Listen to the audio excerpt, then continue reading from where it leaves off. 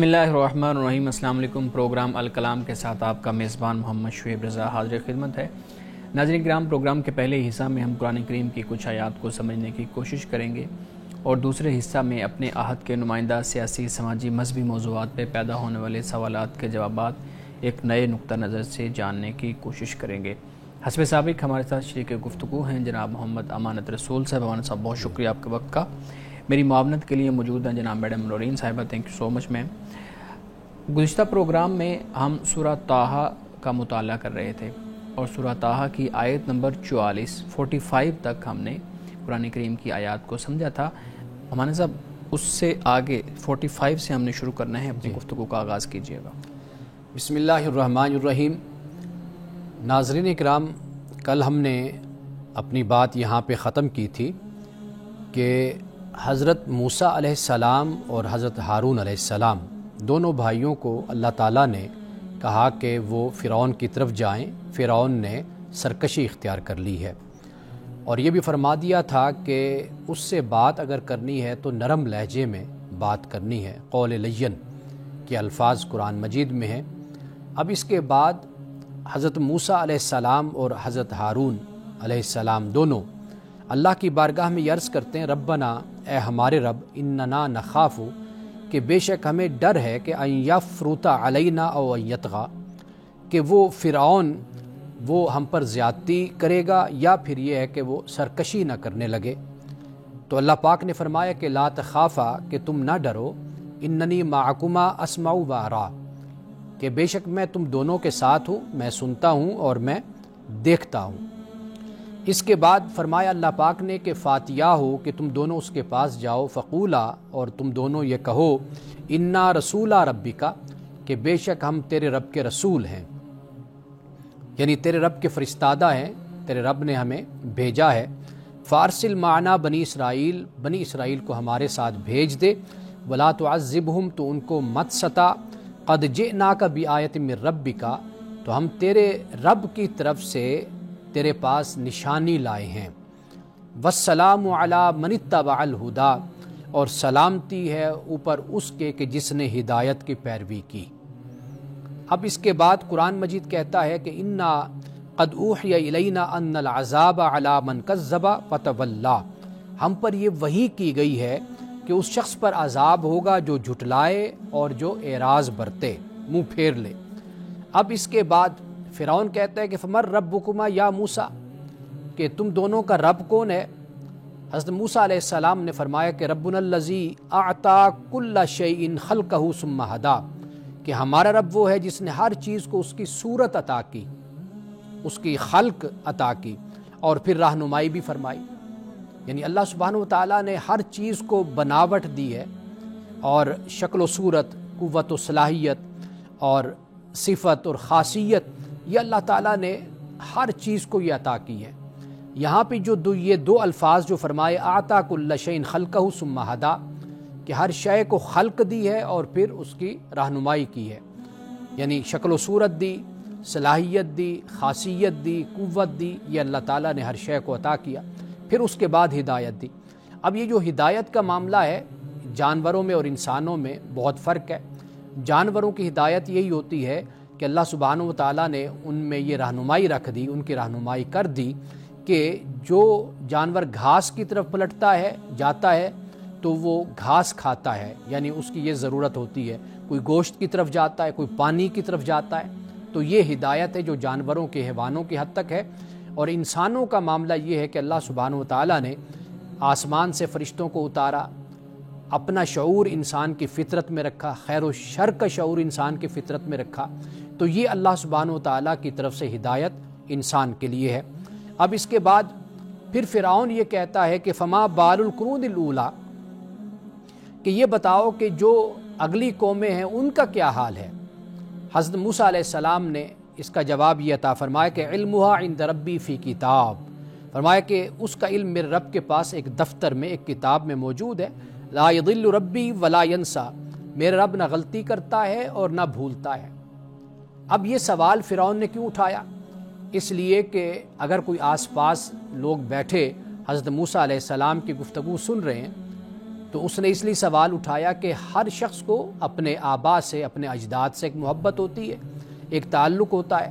اب فرعون کے سوال کرنے کا مقصد یہ تھا کہ موسیٰ اس کا جواب یہ دیں گے کہ جو پہلے لوگ گئے وہ تو جہنم میں چلے گئے، وہ تو برباد ہو گئے، ہلاک ہو گئے۔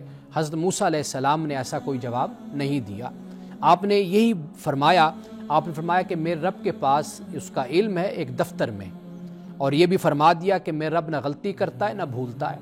یعنی جو سمجھائی بات وہ یہ ہے کہ بھائی فرعون تم اپنی فکر کرو، اپنا معاملہ سامنے رکھو کہ اگر تم ایمان نہیں لاؤ گے اپنے وقت کے پیغمبر پر، نبی اور رسول پر، تو تم دیکھو تمہارا انجام کیا ہوگا۔ اس لیے کہ پیغمبر جس قوم کی طرف بھیجا جاتا ہے تو اس قوم پر یہ لازم ہوتا ہے کہ وہ اس پر ایمان لائے، ورنہ پھر پیغمبر جب اس بستی کو اور اس علاقے کو چھوڑتا ہے تو پھر خدا کی طرف سے عذاب اترتا ہے۔ اب فرعون نے یہ جملہ بول کر در حقیقت حضرت موسیٰ علیہ السلام کی جو دعوت اور تبلیغ ہے اس کو غیر اہم کرنے کی کوشش کی اور اصل موضوع سے ہٹنے کی کوشش کی۔ تو حضرت موسیٰ علیہ السلام نے یہ جواب عطا فرمایا کہ بھائی وہ اس کا علم میرے رب کے پاس کتاب کے اندر موجود ہے۔ ناظرین کرام، یہاں سے جو ایک سبق ہمیں ملتا ہے وہ سبق یہ ہے کہ جیسے قرآن پاک نے کہا کہ تلک امۃ قد خلت لہا ما کسبت ولکم ما کسبتم ولا تسألون عما کانوا یعملون، کہ وہ جو گزر گئی وہ ایک امت تھی، جو انہوں نے کیا وہ ان کے ساتھ ہے، اور جو تم کرو گے وہ تمہارے ساتھ ہوگا، اور تم سے ان کے بارے میں نہیں پوچھا جائے گا جو انہوں نے کیا۔ تو قرآن مجید نے ایک آیت کے اندر اس مسئلے کو حل کر دیا کہ جو گزر گئے لوگ ان کا معاملہ خدا کے حضور حاضر ہو گیا، پیش ہو گیا، اب اللہ جانے اور وہ لوگ جانے۔ باقی ہمارا جو معاملہ ہے ہم اس کے جواب دہ اللہ کی بارگاہ میں ہوں گے۔ تو حضرت موسیٰ علیہ السلام کی توجہ اصل مسئلے سے ہٹانے کے لیے فرعون نے یہ سوال کیا۔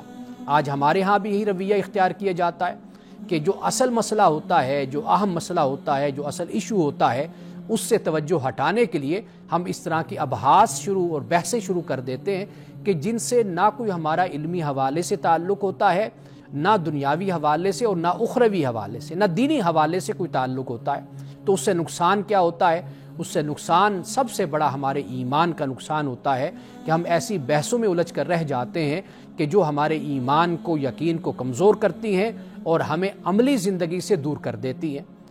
تو حضرت موسیٰ علیہ السلام نے جو اس کا جواب دیا، یہی جواب ہمارے پاس ہر اس سوال کا ہونا چاہیے جو گزشتہ لوگوں کے بارے میں پوچھا جاتا ہے اور ان پر بحث کی جاتی ہے۔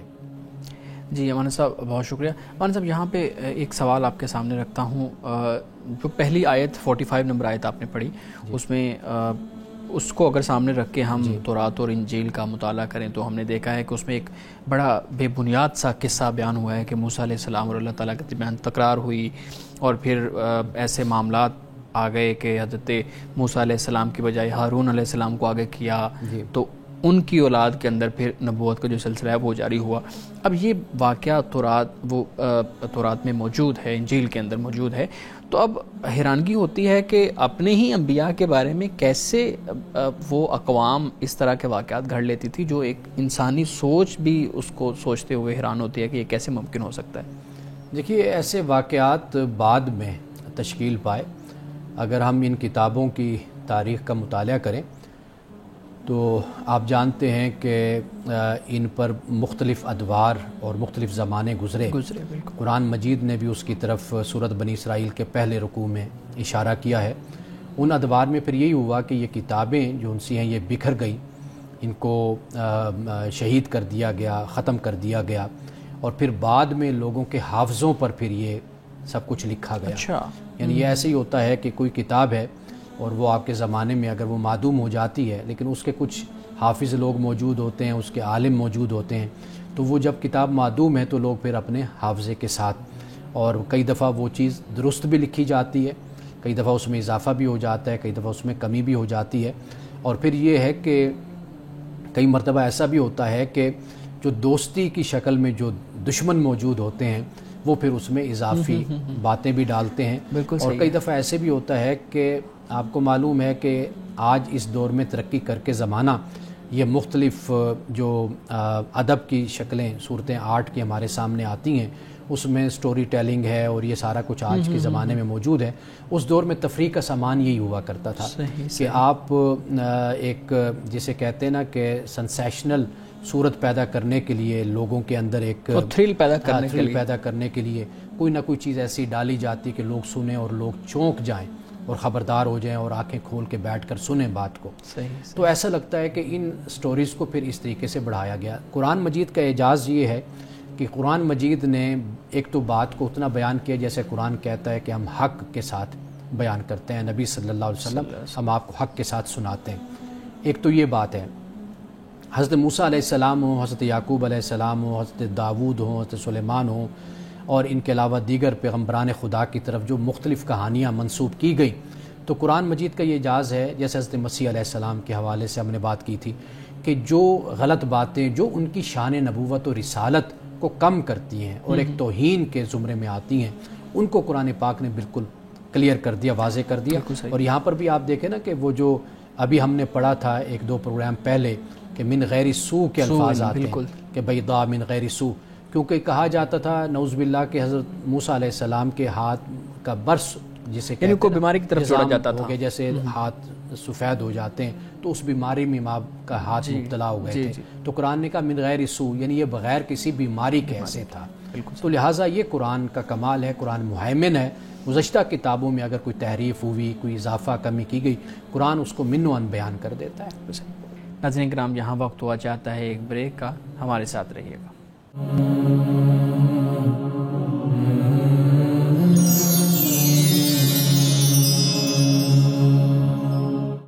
پروگرام میں ایک دفعہ پھر خوش آمدید. امان صاحب, ہم موسیٰ علیہ السلام کا اور ہارون علیہ السلام کا ذکر پڑھ رہے تھے اور وہی سوال جو میں نے آپ کے سامنے رکھا تھا اس میں مزید میں چاہوں گا کہ کلیئرٹی آپ کر دیں.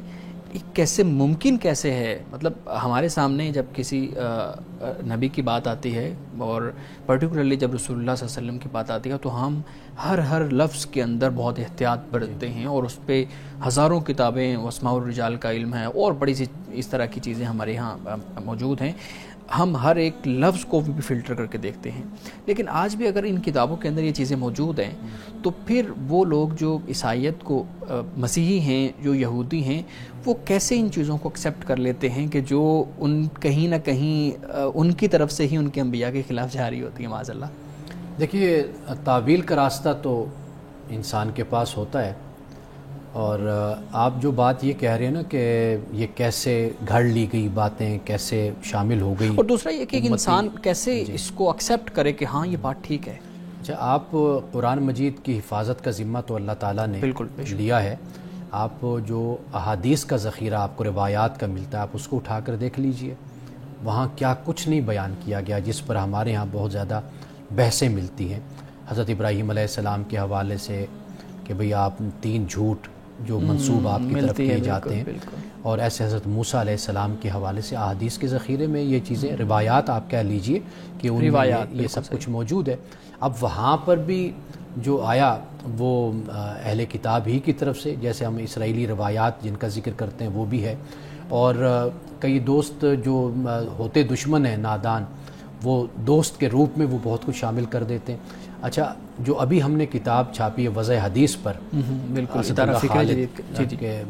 اللہ خالد صاحب نے جو ترجمہ کیا, آپ اس کتاب کو دیکھ لیجئے کہ بڑے بڑے نیک لوگ انہوں نے ایسی چیزیں بیان کی ہیں اور اس کا سبب اور اس کی وجہ انہوں نے بیان کی کہ اس میں نیک نیت ہی ان کی, یعنی مثال کے طور پر آپ دیکھیے کہ قرآن مجید کی فضیلت میں احادیث گھڑی گئی, روایات بیان کی گئی. اب جب ان سے پوچھا گیا کہ آپ نے یہ کیا کیا, ان کا جی میں نے تو نیک نیتی سے یہ کام کیا تھا, اس لیے کہ لوگ تقلید کی طرف جا رہے تھے, فقہ کی طرف جا رہے تھے, کوئی حنفی بن رہا تھا, کوئی شافعی بن رہا تھا, تو میں نے قرآن کی طرف لوگوں کو متوجہ کرنے کے لیے قرآن کی فضیلت میں حدیثیں میں نے گھڑی. اب یہ چیز ہمارے ہاں بھی تو موجود ہے نا, تو لہٰذا انسانی جو ذہن ہوتا ہے نا, وہ جو اقبال نے کہا نا عقل یار سو بھیس بنا لیتی ہے, اصل میں یہ وہ والی صورت بن جاتی ہے کہ کہیں نہ کہیں انسان یہ خیال کرتا ہے کہ شاید یہ میں جو کچھ کہہ رہا ہوں یہ میں اللہ کے لیے یا دین کی اشاعت کے لیے اور دین کی بہتری کے لیے میں یہ سب کچھ کر رہا ہوں. تو وہ اپنے آپ کو کسی نہ کسی طریقے سے جسٹیفائی اپنے آپ کو کر لیتا ہے. صحیح. اچھا مولانا صاحب، میں چاہوں گا کہ جو آپ نے کتاب کا ذکر کیا یہ ضرور ہمارے ناظرین کے لیے ذکر کیجیے گا الگ سے، تاکہ ناظرین تک یہ بات پہنچ جائے. اچھا، یہ کتاب وضع حدیث، یعنی ایک ابو الفتح ایک سکولر ہیں، ٹھیک، ان کی یہ کتاب ہے عودہ، ابو الفتح عودہ، اور اس کی ٹرانسلیشن ہوئی ہے. اس کی ہم نے عربی سے اردو ٹرانسلیشن کروائی ہے، اور یہ بڑی شاندار کتاب ہے. اور میرا خیال ہے کہ ایسی کتابیں ٹرانسلیٹ ہونی چاہیے تاکہ لوگوں کو اس بات کا علم ہو کہ بہت سی احادیث ایسی ہیں کہ جنہیں ہم بغیر کسی ہچکچاہٹ کے بیان کر دیتے ہیں، ہمارے ممبر سے بھی بیان ہوتی رہتی ہیں، جلسوں میں بھی بیان ہوتی رہتی ہیں، ان کا کوئی وجود نہیں ہوتا. یعنی مثال کے طور پر یہ جو واقعہ ہے کہ رسول اللہ صلی اللہ علیہ وسلم گزرا کرتے تھے تو وہ عورت کوڑا پھینکا کرتی تھی، اس کی کوئی سند نہیں ہے. اچھا، یہ بے سند ہے بالکل ہی، اس کی کوئی روایت نہیں ہے. اور ہم نے تو یہ اپنی کتابوں میں پڑھا، ہمارے سیلیبس میں بچپن سے ہم یہ باتیں سنتے ہیں. ایسی بہت سی روایات ہیں جو ہمارے ہاں آج مشہور ہو گئی، لوگ ان کو بیان کرتے ہیں، لیکن ان کی کوئی سند ہمارے پاس نہیں ہے. تو یہ جو کتاب ہے اس حوالے سے بہت اہم ہے کہ اس میں اسباب کو بیان کیا گیا کہ حدیثیں کیوں گھڑی گئیں. مثال کے طور پر فرقہ واریت میں بھی حدیثیں گھڑی گئیں. یعنی ایک فرقہ جو ان سا ہے اس نے اپنی شخصیات کے لیے جن کو وہ اپنا مقدس خیال کرتا ہے یا ان سے عقیدت اور محبت رکھتا ہے، دوسرے فرقے کی ضد میں انہوں نے حدیثیں گھڑی، دوسرے فرقے نے ان کی ضد میں گھڑی. صحیح. اسی طرح صوفیاء کے بارے میں بھی بیان کیا جاتا ہے کہ انہوں نے بھی بہت کچھ اس میں حصہ ڈالا. تو یہ کام تو اس طرح موجود ہے اگر آپ تاریخ کو پڑھیں تو. اور اس پہ یہ کہ بڑی خوبصورت کتاب ہے. جی میڈم، آپ کوئی سوال کرنا چاہ رہے ہیں؟ جی، ایک سوال تو اسی سے متعلق پہلے کروں گی کہ جب تحریف ہوئی کتابوں میں، اس میں بائبل وغیرہ میں، تو ان کے علماء نے جو چیزیں چھپائی، تو کوئی علماء سینہ بسینہ یا کسی بھی طریقے سے جو چیزوں کو پریزرو کیا جاتا تھا کہ وہ جو احکامات انہوں نے بدلے، جو الفاظ انہوں نے تبدیل کر دیے، گڈمڈ کر دیے، ان کو اس کی اوریجنل فارم میں کہیں نہیں انہوں نے محفوظ رکھا کہ چلے یہ نسخہ ہمارے پاس صحیح حالت میں رہے، یا اسی طرح تحریف شدہ چیزیں ہی بس آگے چلتی چلی گئیں؟ دیکھیے، اصل جو آغاز میں اگر ہم دیکھتے ہیں نا، تو ایک بہت بڑا واقعہ اور حادثہ ہوا جس کی وجہ سے ان کتابوں کا خاتمہ آپ کہہ لیجئے زمین سے ہو گیا. پھر اس کے بعد جو ہے پھر اس کو دوبارہ لکھا گیا اور دوبارہ اس پر کام ہوا جو ہمیں تاریخ میں ہمیں ملتا ہے. تو پھر یہ ہے کہ زبان کا آپ کہہ رہے ہیں، تو اس زبان کے بعد یعنی لوگوں نے اس کے ترجمے کہہ لیں یا ایک کتاب وضع کی گئی، لکھی گئی، بنائی گئی، ایکسپلینیشن بھی ہو سکتی ہے. پھر ایک بائبل نہیں، پھر کئی بائبلز جو سی ہیں وہ موجود ہیں. اور پھر آگے سے آگے زبانیں مختلف وہ تو ہمیں ملتی ہیں، لیکن جیسے ہم قرآن مجید کے بارے میں کہتے ہیں کہ یہ عربی زبان میں ہے، یہ اوریجنل ٹیکسٹ ہے، اس طریقے سے ہمیں کوئی بائبل کا وجود ہمیں نہیں ملتا. اس کی کئی وجوہات ہو سکتی ہیں. مثال کے طور پر نہ لکھنے کا رواج بھی ہو سکتا ہے. ابھی انسان جو ہے یا انسانی تاریخ ابھی ارتقائی مراحل سے گزر رہی تھی، وہ بھی ایک بڑی وجہ اس کی بنتی ہے. پھر یہ کہ قوم کا اپنا جو کردار ہوتا ہے، جو ہم پڑھتے ہیں، ہم دیکھتے ہیں کہ جو سرکشی ہے اور جو اللہ کے دین سے بغاوت ہے، وہ بھی بڑی وجہ بنتی ہے. جسے قرآن پاک نے ما ننسخ من آیت او ننسیہا کہا، ناتی بخیر منہا و مثلہا. اب ننسیہا کہ ہم بھلا دیتے ہیں.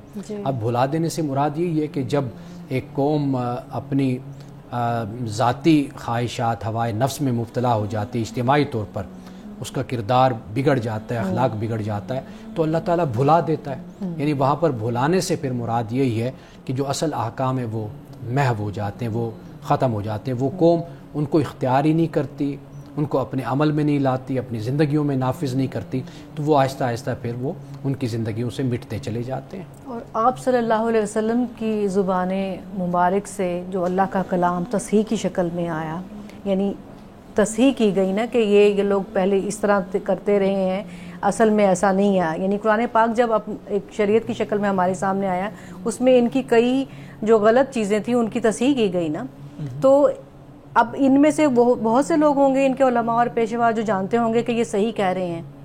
اب قرآن پاک میں محمد صلی اللہ علیہ وسلم صحیح فرما رہے ہیں، اس کے باوجود ان میں سے کچھ لوگ نہیں، کوئی ایسی تعداد نہیں تھی کہ جو مانتی تھی کہ ہاں یہ صحیح کہہ رہے ہیں، پہلے جو کچھ بھی ہم نے بدل دیا غلط تھا. بہت سے لوگوں نے اس بات کو مانا، تسلیم کیا.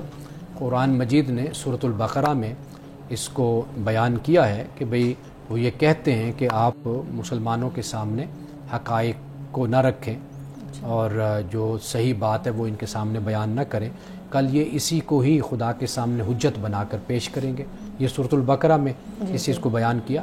اور قرآن مجید نے ان کے طبقات کو بھی بیان کیا ہے. مثال کے طور پر آپ دیکھیے سورۃ النساء کے آخر میں اللہ سبحانہ وتعالیٰ نے بیان کیا کہ بھئی ان میں سے وَإِنَّ مِنْ أَهْلِ الْكِتَابِ لَمَن يُؤْمِنُ بِاللَّهِ وَالْيَوْمِ الْآخِرِ، یہ سارا بیان کیا ہے کہ یہ ان میں سے بھی لوگ ہیں کہ جو پھر ایمان لاتے ہیں اللہ اور یوم آخرت پر، اور جو آپ کی طرف نازل کیا گیا، جو ان کی طرف نازل کیا گیا اس پر بھی ایمان لاتے ہیں. تو اصل جو چیز ہوتی ہے نا جو سمجھنے والی ہے وہ یہ ہوتی ہے کہ جب ایک قوم کا اجتماعی کریکٹر، اجتماعی کردار، جب اس پر قوم کمپرومائز کر لیتی ہے نا، پتہ ہوتے ہوئے بھی اس کو درست اور اس کی اصلاح کرنا مشکل ہو جاتا ہے. یعنی مثال کے طور پر کیا ہم سمجھتے نہیں ہیں کہ کرپشن بری چیز ہے؟ جی. ہمارے معاشرے میں بدعنوانی ہمیں پتہ ہے کہ یہ بری چیز ہے، لیکن آپ دیکھیے کہ وہ رائج کچھ اس طرح ہو جاتی ہے، راسخ کچھ اس طرح ہو گئی کہ جانتے بوجھتے بھی ہم پھر اسی کو ایسے جیسے عادت کا حصہ بن گئی، عادت کا حصہ بن گئی، عادت فطرت ثانیہ بن گئی. تو کئی دفعہ ایسے ہوتا ہے اجتماعی طور پر جب ایک قوم کا کردار جو ہے وہ بگڑ جائے تو وہ جانتے بوجھتے، مثال کے طور پر آپ مکہ کے لوگوں کو آپ دیکھ لیجئے، کفار و مشرکین کو، اور الفوز الکبیر فی اصول تفسیر جو حضرت شاہ ولی اللہ کی، اس کو آپ پڑھ کر دیکھیے، وہ اس بات کو بیان کرتے ہیں کہ ان کو پتہ تھا، لیکن چونکہ ایک اجتماعی بگاڑ جب آ گیا تو وہ پھر اسی رسوم اور بدعات کے ساتھ اور خرافات کے ساتھ وہ پھر چلتے رہے. بالکل صحیح ہے. ناظرین کرام، یہاں وقت ہوا چاہتا ہے ایک بریک کا، ہمارے ساتھ رہیے گا.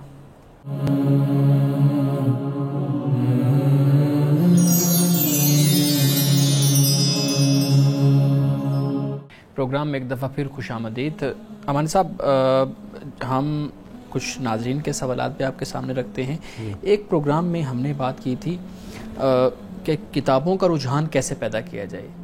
اب بڑا اہم سوال ہمارے پاس ایک آیا ہے کہ آج کل ٹیکنالوجی کا دور ہے، موبائل ہر بچے کے ہاتھ میں ہیں اور ٹیب ہر بچے کے ہاتھ میں ہیں، گھر میں ایل سی ڈی لگی ہوئی ہے، لیپ ٹاپ موجود ہیں. اب اس صورت میں جو ماں ہے یا باپ ہے وہ کیسے کتاب کا رجحان پیدا کریں کہ جب بچہ 24 گھنٹے، ایون ماں باپ بھی موبائل کے ساتھ لگے رہتے ہیں، تو وہ کتاب کا رجحان پھر کیسے پیدا ہوگا؟ وہ تو صرف اس کی طرف لگا ہوا ہے.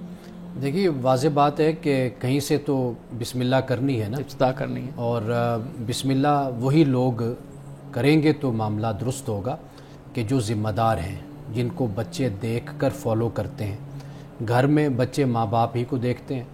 ماں باپ اگر اونچی آواز سے انہیں کہیں کہ آپ چپ کر جائیں تو وہ والدین کے سامنے تو چپ کر جائیں گے، لیکن وہ بعد میں پھر اونچی آواز سے ہی بات کریں گے. بالکل صحیح. تو اصل جو چیز ہے وہ یہی ہے کہ گھر کا کلچر کیسا ہے، گھر کا ماحول کیسا ہے. اب میں جب کتاب اٹھا کر پڑھتا ہوں، میرے بچوں نے مجھے دیکھا ہے، ان کو بھی عادت ہے کہ وہ کتاب اٹھاتے ہیں، وہ پڑھتے ہیں، وہ پوچھتے ہیں، سوال کرتے ہیں. تو شروع تو یہیں سے ہی ہونا ہوتا ہے کہ والدین، جو بھی بڑا معاشرے کا بڑا ہے، خاندان کا بڑا ہے، کہیں پر بھی کوئی پرومیننٹ پرسنالٹی ہے، شخصیت ہے، وہ جو کرے گی، الناس علی دین ملوکہم، عربی کا محاورہ ہے کہ لوگ اپنے ملوک، حکمرانوں کے دین پر ہوتے ہیں، ان کے اخلاق پر ہوتے ہیں، یعنی ان کے ساتھ رہنے والے اسی کی طرح ہوتے ہیں. یعنی ملوک سے مراد صرف یہ نہیں کہ بادشاہ، یعنی کہ ہم جو بیٹھے ہوئے میڈیا پہ بات کر رہے ہیں، ہم بھی ملوک ہیں ایک لحاظ سے کہ لوگ ہماری بات کو سنتے ہیں اور اس کو فالو کرتے ہیں. تو لہٰذا آغاز تو ہم ہی نے کرنا ہے. اب پھر آگے چلیے. اب دیکھیے کہ یہ ٹھیک ہے بات کہ سائنس کے اس دور میں اب وہ کتاب ایک ٹھوس شکل میں، اوراق کی صورت میں، جلد کی صورت میں نہیں ہوتی. اب لوگ آن لائن خرید لیتے ہیں کتاب، ڈیجیٹل کتاب ای بک جو ہے وہ اس کو پڑھتے ہیں، اس کا مطالعہ کرتے ہیں. یہ بھی وقت کے ساتھ ساتھ یہ چیزیں رواج پائیں گی، اس میں کوئی شک نہیں کہ ہمیں عادت ہے اس کتاب کی، چونکہ ہم گزشتہ صدی سے ہم ہیں تو ہم اس کو پڑھ رہے ہیں. لیکن اب جو آنے والی نسل ہے وہ اس کا تعلق کتاب کے ساتھ ہونا چاہیے. مثال کے طور پہ آپ یورپ میں جائیں، آپ دیکھیں گے کہ ایک وقت تھا کہ ماں کتاب لے کے ٹرین میں بیٹھی ہوتی تھی. اب وہ ماں جو کتاب نہیں، وہ ٹیبلٹ لے کے بیٹھی ہوئی ہے. آئی فون لے کے, آئی پیڈ لے کے, لیکن وہ پڑھ کتاب رہی ہے اس میں, یعنی اس میں بھی کتاب ہی ہے, کتاب ہے اس میں, وہ کتاب پڑھ رہی ہے. تو یہ چیز جو ہے اس کو آپ کبھی نہیں ختم کر سکتے. آپ یہ آپ کہیں جی اس کتاب کو ہی پڑھنا ہے جو مجلد ہوتی ہے اور آنکھ والی ہوتی ہے, یہی کتاب ہے اور کچھ نہیں ہے, آپ کم از کم اس کے سامنے تو آپ بے بس ہیں, آپ کچھ نہیں کہا. ہاں آپ کلچر جو پیدا کرنا ہے وہ ریڈنگ کا کلچر ہے, وہ آپ ہر صورت میں پیدا کیجئے. اب اس کی شکل کوئی بھی ہو سکتی ہے. بالکل صحیح ہے, ٹھیک ہے. ہمارے صاحب دوسرا سوال ہمارے ناظرین کی طرف سے یہ ہے, وہ کہتے ہیں جی کہ کاروبار میں سے پیسے نکال کے حج کرنا درست ہے یا نہیں؟ دیکھیے جو حج کیا جاتا ہے نا وہ استطاعت کی بنیاد پر کیا جاتا ہے, صاحب استطاعت ہونا. یعنی صاحب استطاعت وہ ہوتا ہے کہ جو اگر جاتا ہے حج پر, ایک تو وہ اماؤنٹ پوری اس کے پاس ہو. جیسے آج اگر کوئی حج پر جاتا ہے تو ایک اماؤنٹ ہے, ٹریول ایجنٹ لیتا ہے, حکومت لیتی ہے, جو بھی معاملہ ہوتا ہے اس کے 40 دن ہے, 30 دن ہے, ہفتہ ہے, 5, جو بھی اس کا خرچہ بنتا ہے. ایک تو بنیادی بات یہ ہو جاتی ہے. دوسرا جو معاملہ ہوتا ہے وہ یہ ہوتا ہے کہ آخر پیچھے اس نے چھوڑ کر جانا ہے, فیملی ہے, بچے ہیں, فیملی ہے, پورا ان کے اخراجات اور معاملات ہوتے ہیں. جب ایک بندہ یہ دیکھتا ہے نا کہ میں صاحب استطاعت ہوں, یعنی استطاعت سے مراد یہ کہ میں یہ افورڈ کر سکتا ہوں, تو پھر اس کو چاہیے کہ وہ ضرور حج پہ جائے. بے شک وہ کاروبار سے نکالتا ہے, کہیں سے بھی نکالتا ہے, تو پھر اس کو جانا چاہیے. یعنی وہ اپنی پہلے ضروریات کا خیال کرے اور اس کے بعد بالکل, یعنی جو اس کے فرائض ہیں وہ. اور پھر یہ کہ حج کا مثلا آج اگر 10 لاکھ لگ رہا ہے, 15 لاکھ لگ رہا ہے, تو وہ بھی آسانی کے ساتھ کر لے, پیچھے بھی معاملات اس کے ٹھیک چلیں, پھر اس کو چاہیے کہ وہ حج ضرور کرے. بالکل ٹھیک ہے. جی میڈم آپ سوال جی, بک کلچر کی جو بات ہو رہی تھی اس حوالے سے میں یہ کہنا چاہتی ہوں کہ اس میں اسکولوں کا بھی بہت بڑا کردار اس کلچر کو پروموٹ کرنے میں ہے. وہ اس طریقے سے کہ ویسے کئی اسکولوں میں جیسے ہمارے بچوں کے اسکول میں تھا کہ ایک لائبریری کا پیریڈ ہوتا ہے کہ اس میں جا کے بچے لائبریری سے استفادہ کریں, لیکن موسٹلی اسکولوں میں یہ کلچر نہیں ہے کہ لائبریری نہیں ہے. لائبریری ہو, لیکن میں اس میں جو میرا ایکسپیرینس ہے, میں نے اپنے بچوں کو دیکھا یعنی ان کو تو الحمدللہ عادت ہے, خاص طور پہ 2 بچوں کو, تو یہ چیز ہوتی ہے کہ بچے جب جاتے ہیں نا, میں جو چیز محسوس کرتی ہوں کہ چلے تو جاتے ہیں اگر کسی اسکول کا اہتمام ہے, لیکن انٹرسٹ کا ہونا کہ وہ اسی دلچسپی کے ساتھ بیٹھ کے پڑھیں گے, آپ یہ شور نہیں کر سکتے ہیں. بچوں کو سب سے پہلے اس کا دلچسپی بڑھانی چاہیے کتابوں کے ساتھ آشنائی کے لیے, اس کی لگن بننی چاہیے, اس کا انٹرسٹ ڈیولپ ہو, تاکہ وہ اگر اسکول والے بھی لے کے جاتے ہیں پڑھانے کے لیے کہ جی بیٹھیں کتابیں کھولیں, تو وہ اس میں ٹائم ویسٹ نہ کریں. ایک بات اس میں یہ ہے کہ جیسے امانہ صاحب نے پہلے ذکر کیا, مدر رول ماڈل ہے کہ مائیں پہلے اگر چلیں جی, سب سے پہلے یہی بات میں بھی یہی کرتی تھی, میں رات کو سوتے ہوئے کتاب لے کے بیٹھتی تھی اور ان کو میں کچھ سٹوری کی شکل میں سنانا. دوسرا یہ کہ بھی گھر میں دوسرے جیسے والد صاحب ہیں ان کو بھی دیکھا, یا دوسرے دیگر لوگوں کو بھی. لیکن ماں کا کردار بہت اہم ہے. ماں کہانیاں سنائے گی, ان کا انٹرسٹ پھر کسی دن ایسے بھی ہو سکتا ہے والدہ یہ کہہ کہ چلیں آج آپ پڑھیں میں سنتی ہوں, بچے کو انٹرسٹ ڈیولپ کرنے کے لیے. جب پھر میں اسکول کی طرف آتی ہوں, اسکول میں جب بچے پڑھ لیں کتاب, مجھے ایک چیز جو بہت بادر کرتی ہے وہ یہ کہ ہمارے ہاں اسکولوں میں رٹا فیکیشن بہت ہے. ہمارا نصاب اس کو بہت زیادہ اب اس کو ضرورت ہے اس کو چینج کر دیا جائے. رٹا لگانے کی وجہ سے, مارکس لینے کی وجہ سے بچوں پہ جو نصاب کا ایک بوجھ ہے, اس وجہ سے ان کی جو کریٹیوٹی ہے وہ کھل کے سامنے نہیں آتی, متاثر ہوتی ہے, کیونکہ ان کو اتنا ٹائم سپیس ملتی نہیں کہ وہ دوسری چیزوں کو یعنی بک ریڈنگ کو ٹائم دیں, بکس پڑھیں. اور پھر اگر انہیں کوئی چیز سمجھ نہیں بھی آتی ہے تو وہ اپنے ٹیچر کے ساتھ لائبریری میں جو وقت گزرتا ہے وہاں پہ ایک ٹیچر انسٹرکٹر ہو, وہ ان سے شیئر کریں کہ ہمیں اس میں یہ چیز سمجھ نہیں آئی ہے, ان سے فیڈ بیک لیا جائے کہ آپ کو کیا چیز سمجھ نہیں آئی, کیا نہیں آئی ہے. کیونکہ ہماری یہی جنریشن جو بچے ہیں, انہوں نے اسی لاٹ نے تو آگے نکل کے پھر معاشرے میں کردار ادا کیا. بالکل آپ کی بات ٹھیک ہے مان صاحب. اس پہ میں ایک چھوٹا سا سوال بھی اسی سے ریلیٹڈ آپ کے سامنے رکھوں گا. اگر ماں باپ ان پڑھ ہیں, مثال کے طور پہ کتاب نہیں پڑھنا جانتے, وہ کس طریقے سے بچے کے اندر یہ رجحان پیدا کریں؟ دیکھیے جو ان پڑھ والدین ہوتے ہیں نا, بہت سے والدین کو اس بات کا شوق ہوتا ہے کہ بھی ان کے بچے پڑھیں, اس کا شوق رکھیں. تو والدین پھر کچھ ایسے راستے اپنے بچوں کے لیے پیدا کرتے ہیں کہ جس سے بچوں میں شوق پیدا ہوتا ہے. ویسے میں آپ کو ایک بات بتاؤں کہ جن کے والدین ان پڑھ ہوتے ہیں نا, ان کے بچوں میں زیادہ شوق ہوتا ہے. قدرتی طور پر آپ یوں سمجھ لیجئے کہ وہ اس کمی کو محسوس کرتے ہیں, اس خلا کو محسوس کرتے ہیں. ایک چیز ایزیلی کسی کو مل جاتی ہے نا, وہ دیکھتا ہے گھر میں, تو وہ اس کو لیتا ہے فار گرانٹیڈ کہ یہ تو ایسے ہی ہے. لیکن جن کے والدین پڑھے لکھے نہیں ہوتے نا, ان بچوں میں اس چیز کا زیادہ شوق ہوتا ہے، کتابوں کا بھی، پڑھنے کا بھی اور آگے بڑھنے کا بھی. یہ قدرتی ایک چیز ہوتی ہے. تو یعنی زندگی میں کسی چیز کی کمی ہونا تو پھر انسان اس کے شوق میں دوڑتا ہے، اس کمی کو پورا کرنے کے لیے پھر انسان بھاگتا ہے. تو میں نے یہ دیکھا ہے کہ ان پڑھ جو والدین ہوتے ہیں ان کے بچوں میں اس کا رجحان زیادہ ہوتا ہے. اگر نہ بھی ہو تو والدین بہرحال یہ ہے کہ وہ کوشش یہ کرتے ہیں کہ ہمارے بچے کسی نہ کسی طرح آگے بڑھتے رہیں. ناظرین کرام، باقی سوالات لیتے ہیں ایک بریک کے بعد، ہمارے ساتھ رہیے گا.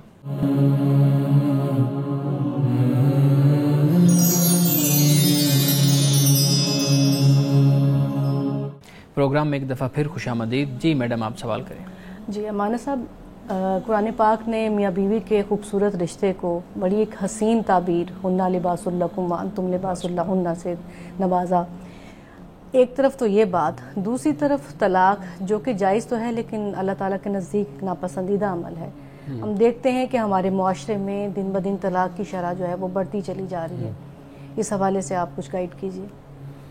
دیکھیے، پہلی بات یہ ہے کہ طلاق کی جو ریشو ہے یہ اس میں کوئی شک نہیں ہے، اس کی شرح ہمارے معاشرے میں بڑھتی چلی جا رہی ہے. اس کے بڑھنے کی بہت سی وجوہات ہیں. ایک تو یہ ہے کہ آپ کا جو خاندانی نظام ہے، فیملی سسٹم ہے، یہ کمزور ہوتا چلا جا رہا ہے. اس کو مضبوط کرنے کی ضرورت ہے. وہ یہی ہوتا ہے کہ جیسے گھر میں ماں ہے وہ اپنی بیٹی کی تربیت کرے، اور بیٹے کی تربیت ہے باپ وہ تربیت کرے. اور یہ جو گھر کا یونٹ ہوتا ہے خاندان، اس پر کسی طرح بھی کمپرومائز نہیں کیا جانا چاہیے. اور جب میں خاندانی نظام کہتا ہوں تو اس سے مراد جوائنٹ فیملی سسٹم نہیں ہوتا. اس سے مراد یہ ہوتا ہے کہ آپ رشتوں کو زندہ رکھیں. اور رشتے جو ہیں وہ بڑے اہم ہوتے ہیں. بہن بھائی کے رشتے ہیں، میاں بیوی کے رشتے ہیں، اولاد ہے، والدین کا رشتہ ہے. ان رشتوں کی حساسیت اور ان سے تعلق یہ ہر صورت میں ان کو زندہ رکھا جانا چاہیے. جب یہ چیز ہمارے ہاں آئے گی تو آپ پھر دیکھیں گے کہ بھئی یہ مسائل جو طلاق کی شرح بڑھ رہی ہے اس میں کمی واقع ہوگی. ایک تو یہ بات ہے. دوسری بات، ہمیشہ میں یہ کہا کرتا ہوں کہ آپ زمانے کی تبدیلی اس کے ساتھ آپ نے چلنا ہے، اس میں کوئی شک نہیں ہے، لیکن اپنی اقدار، اپنی ویلیوز، اس پر آپ کسی طرح بھی کمپرومائز نہ کریں. جب آپ اپنی اقدار اور ویلیوز پہ کمپرومائز کرتے ہیں اور آپ صرف جو ٹیکنالوجی ہے، جدت ہے، آپ ان چیزوں کے پیچھے دوڑتے ہیں، بھاگتے ہیں، تو پھر وہاں پر یہ مسائل پیدا ہوتے ہیں. یعنی مثال کے طور پر جیسے دولت ہے، انسان مال یعنی ہے، مادی چیزیں جو ہیں ان کے پیچھے انسان بھاگتا ہے، مادیت کے پیچھے. اس سے اپنے پھر اقدار اور ویلیوز پر جب وہ کمپرومائز کرتا ہے، اس سے بھی پھر بہت سے یہ مسائل پیدا ہوتے ہیں. اس لیے کہ یہ ایک سراب ہے. ہمارے ہاں جو شادی نوجوان نہیں کرتے، زیادہ رجحان یہ بھی بڑھ رہا ہے. کیوں؟ اس لیے کہ وہ ایک اندیکھی دنیا کے پیچھے بھاگے جا رہے ہیں. اس کے لیے کبھی بھی ان کو اطمینان اور کبھی ان کو سکون نصیب نہیں ہوتا، جس کی بنیاد پر وہ پھر عمر بھی شادی کی گزر جاتی ہے اور مسائل بھی. اور جو کرتے ہیں وہ پھر اپنی زندگی سے مطمئن نہیں ہوتے. اچھا، ایک چیز میں بھی آپ کے سامنے رکھنا چاہوں گا. آپ نے کہا کہ اپنے لوگوں کے ساتھ تعلقات کو مضبوط کریں، بہن بھائیوں کے ساتھ. ہم دیکھتے ہیں کہ جب شادی کا معاملہ ہوتا ہے یا اس طرح سے مسائل ہوتے ہیں تو ہمارے ہاں ناراضگی والا رجحان جو ہے نا وہ بہت زیادہ پایا جاتا ہے. اب ایک رشتہ دار ایسا ہے، کوئی ماموں ہو سکتا ہے، پھپھو ہو سکتی ہیں، کوئی بھائی ہو سکتا ہے، وہ ناراض ہے. اب شرم بھی آ رہی ہے، جیسے آپ کا کوئی پروگرام آپ کی بات سنتا ہے تو وہ یہ تہیا کرتا ہے کہ اب میں معاملات کو سیٹل کرنے کی طرف جاؤں گا، لیکن وہ جو شرم ہے، وہ جو ایک شائنس والا معاملہ ہے کہ یار میں کیسے بات کروں، اتنی بڑی بات میں نے کر دی تھی، اتنا بڑا معاملہ میں نے کر دیا تھا. اب اس سچویشن سے نکل کے بندہ دوبارہ سے اپنی اصل کی طرف کیسے لوٹے؟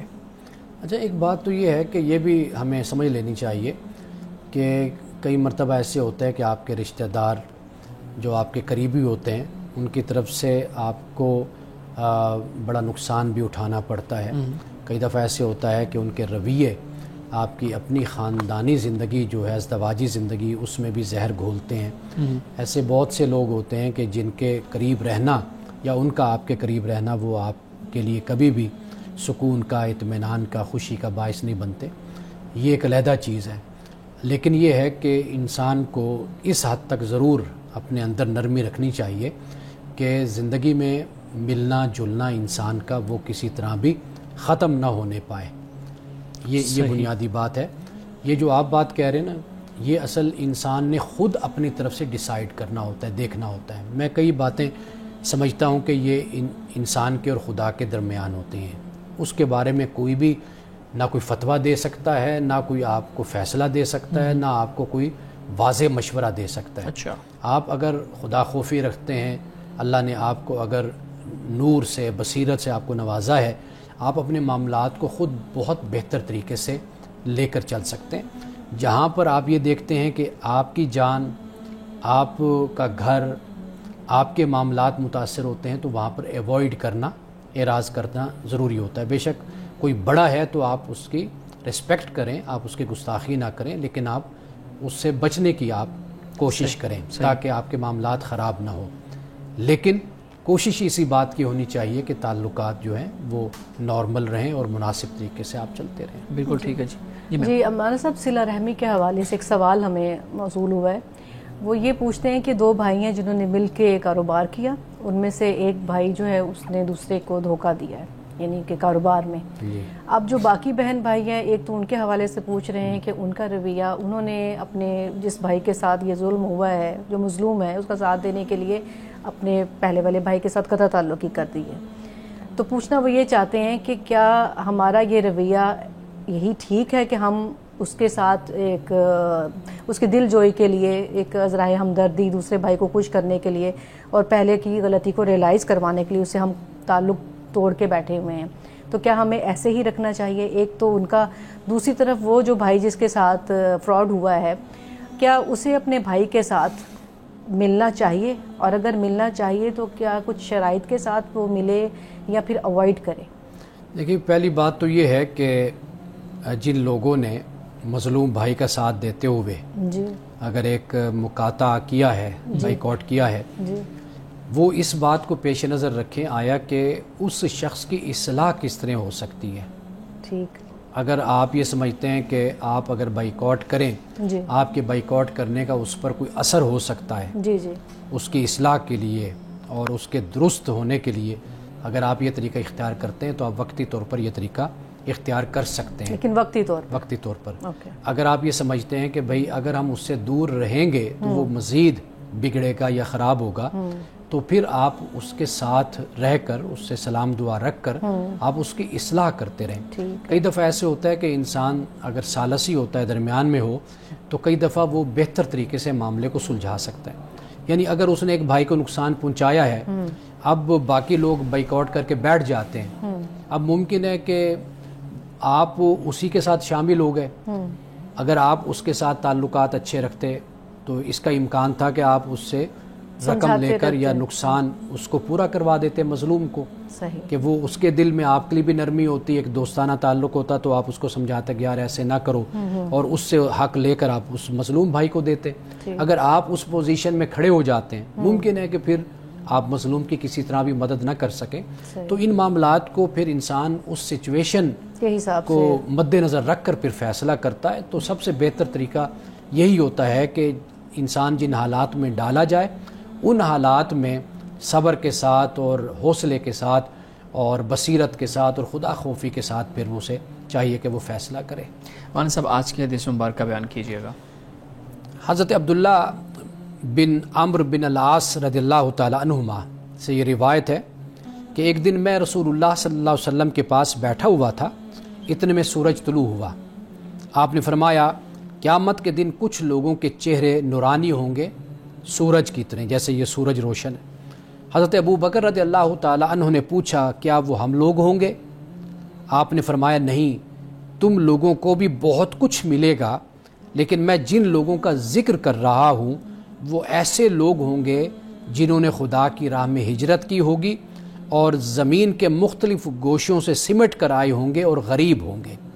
یعنی یہاں پر غریب سے مراد یعنی یہ نہیں کہ ایک تو غریب وہ ہیں کہ جو مال کے حوالے سے غریب ہوتے ہیں، تو ایک غریب وہ بھی ہوتے ہیں کہ جو پردیسی ہوتے ہیں. لیکن یہاں پر رسول اللہ صلی اللہ علیہ وسلم نے فرمایا، وَلَٰكِنَّهُمُ الْفُقَرَاءُ الْمُهَاجِرُونَ، یعنی مہاجر اور غریب مال کے حوالے سے.